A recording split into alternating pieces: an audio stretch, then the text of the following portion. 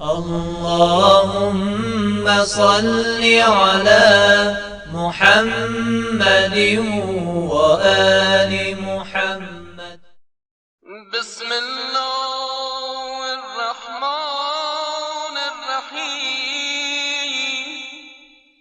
اللهم إني أسألك صبر الشاكرين لك وعمل الخائفين منك ويقين العابدين لك.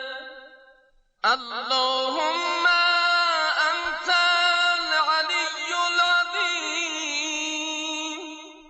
وأنا عبدك البائس الفقير. أنت الغني الحميد وأنا العبد الذليل. اللهم صل على محمد وآله وامنن بغناك على فقري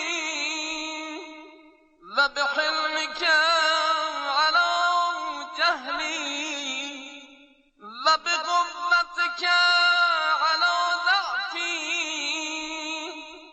يا قوي يا عزيز.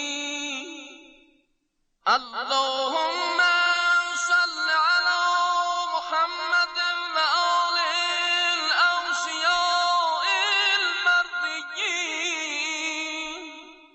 واكفني ما أهمني من أمر الدنيا والآخرة يا أرحم الراحمين.